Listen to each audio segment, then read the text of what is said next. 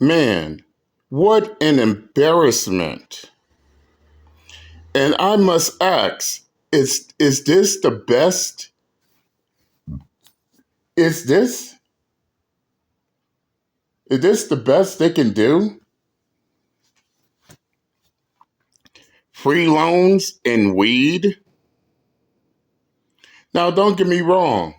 Now don't get me wrong. I'm a weed connoisseur. But what makes them think that all black men smoke weed? Because I know a whole lot of them that don't. No introduction required. Y'all see the title of the video.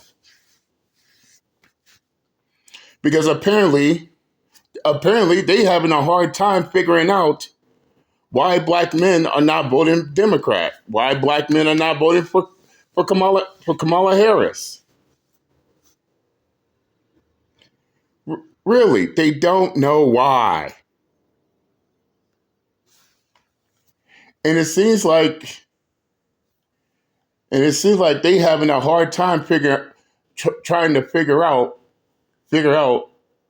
what should what can they do in order to get the black male vote.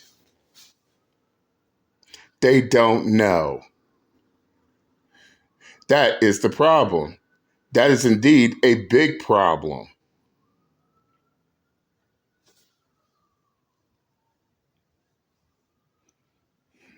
And what's more, I hear all this boo-hoo, whining, and crying about child support.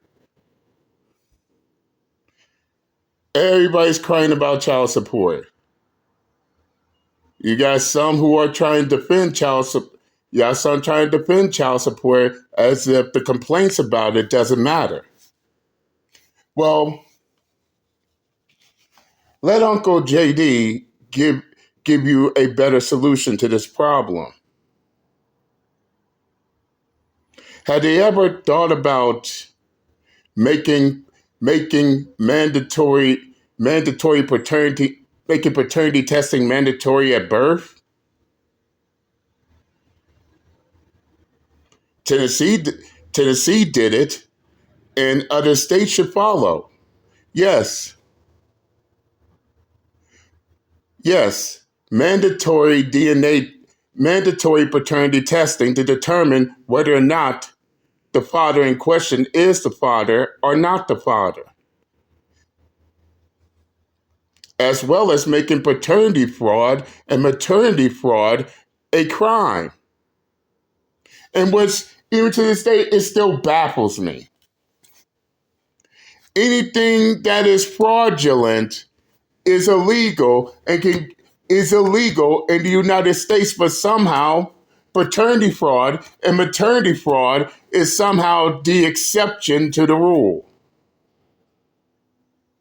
And they wonder why this is a major problem to this very day.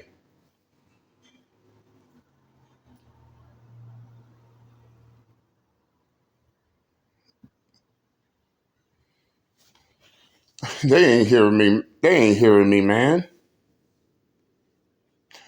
With mandatory DNA testing, this will eliminate any and all doubt. They will know whether or not he's the father of the child or not the father of the child. If he's not the father of the child, then no, you cannot put him on child support.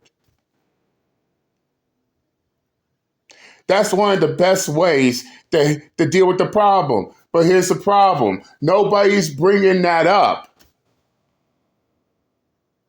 in this presidential election.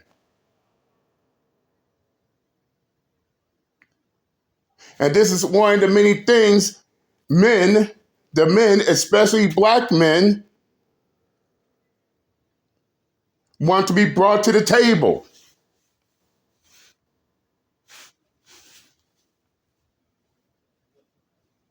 Better working hours, less censorship. I can go on and on. But what does Kamala Harris offers? Here, I'll give you free loans, and I'll give you weed. Even though there's a good chance you might not smoke weed, but you probably know people that do. Just vote for me.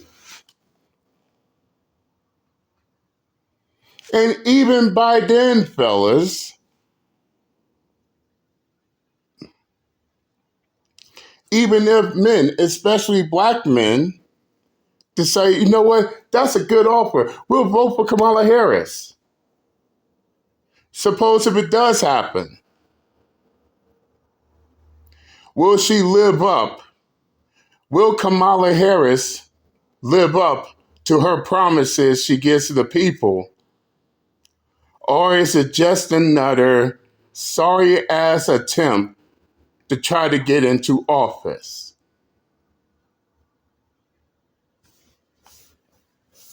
I'll let y'all be the judge of that. But I got a message to all these diehard, dictative, high-minded ass Kamala Harris supporters who's all up on Instagram and TikTok telling black men how to vote. And as I told the rest of these retarded fucks, it ain't up to y'all who black men vote for. You don't make their decision. They make their decision for themselves.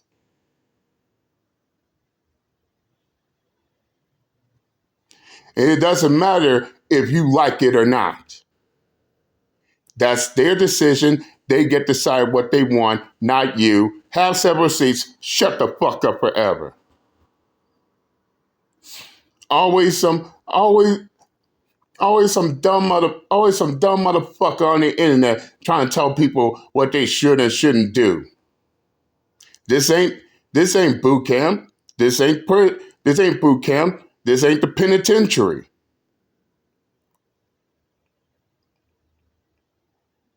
And this shit damn sure ain't North Korean communist. Isn't communist North Korea. You don't tell people what they should and should do.